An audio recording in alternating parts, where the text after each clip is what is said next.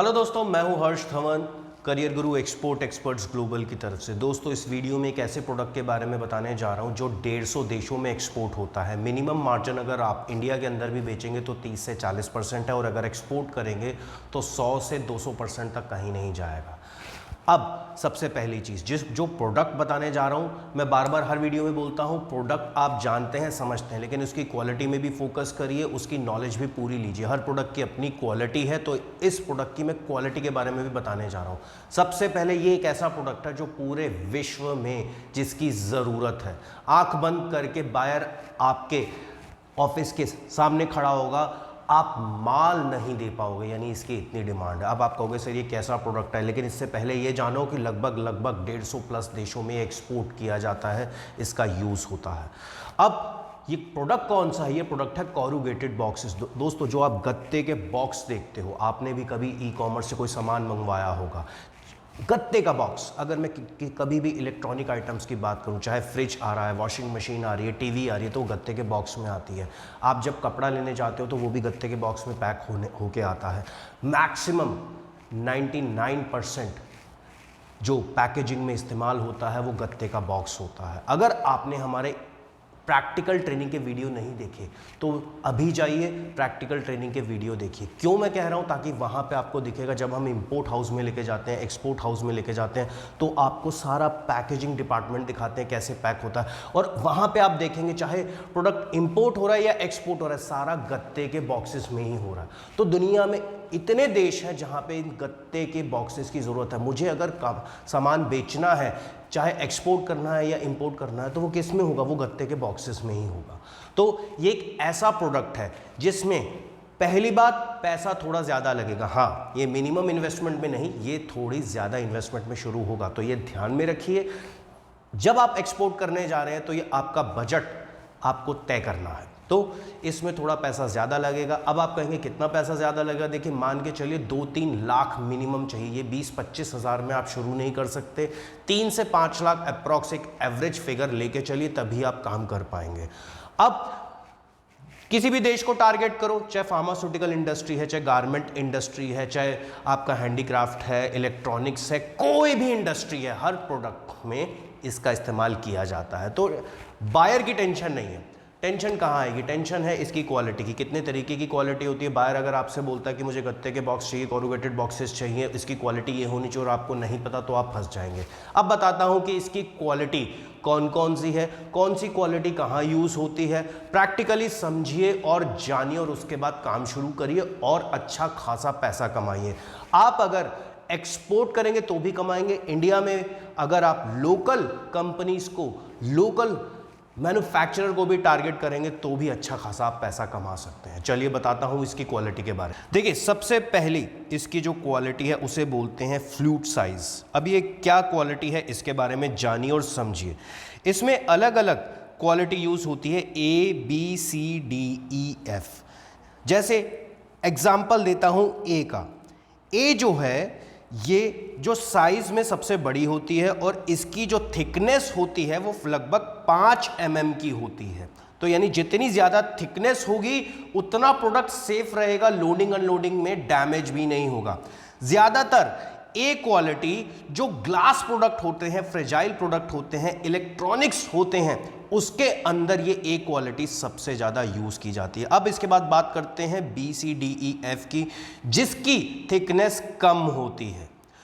सबसे पहले जब भी आप गत्ते के बॉक्स को, चाहे आप एक्सपोर्ट करने के लिए अपने पर्सनली मान के चलिए एक्सपोर्ट कर रहे हैं, पैकेजिंग कर रहे हैं, या इसको बेच भी रहे हैं, तो सबसे पहली कहानी, सबसे पहले बायर यही पूछेगा कि भैया इसकी थिकनेस क्या है।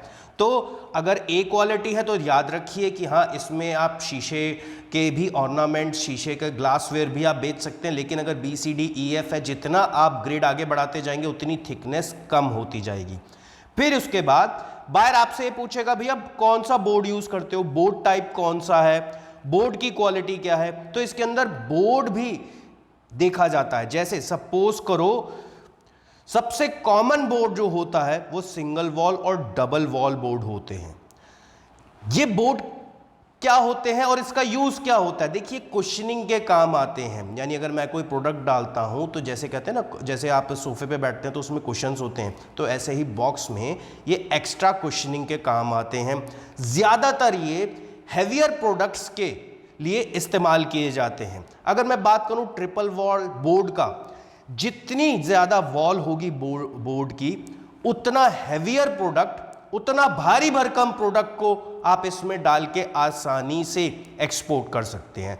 अब जो आपको सबसे बड़ी चीज नोट करनी है वो ये नोट करनी है कि बायर जब भी आपसे बोर्ड की क्वालिटी के बारे में पूछेगा तो वो इंस्पेक्शन मांगेगा।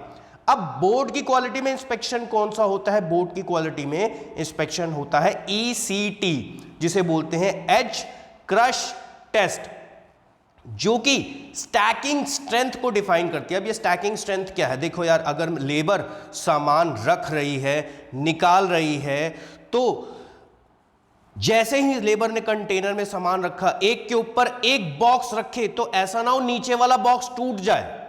पॉसिबल हो सकती है ना, हो सकता है ना कि नीचे वाला बॉक्स टूट सकता है, तो ऐसा ना हो कि नीचे वाला बॉक्स टूट जाए। तो ये स्टैकिंग टेस्ट, जिसे हम ECT एज क्रश टेस्ट बोलते हैं, ये किया जाता है कि हम एक के ऊपर एक बॉक्स रखेंगे तो नीचे किसी भी बॉक्स के अंदर जो भी प्रोडक्ट है उसको नुकसान नहीं होगा। तो सबसे पहले आपको ये 3 चीजें आपको देखनी है कि भैया अगर मैंने फ्लूट का टाइप देखा, बोर्ड टाइप्स देखा और बोर्ड के ग्रेड देखे और उसका इंस्पेक्शन कराया। अब बात करते हैं कि अगर मैं इसको एक्सपोर्ट करता हूं तो ड्यूटी ड्रॉबैक कितना मिलेगा, सरकार कितने इंसेंटिव देगी, कौन कौन से इंसेंटिव देगी। सबसे पहले बात करते हैं ड्यूटी ड्रॉबैक की, जो कि 1.30% आपको मिलेगा, और उसके बाद बात करते हैं रोड टैप की, जो कि 1.1% मिलेगा आपकी FOB वैल्यू पर।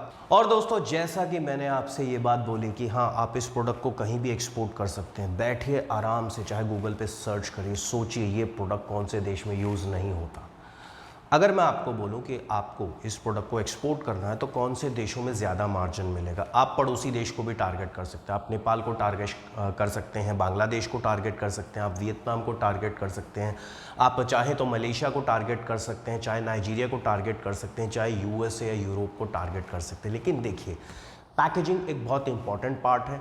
चाहे मुझे भी अपने प्रोडक्ट को एक्सपोर्ट करना है तो मुझे पैकेजिंग की ये नॉलेज पूरी होनी चाहिए।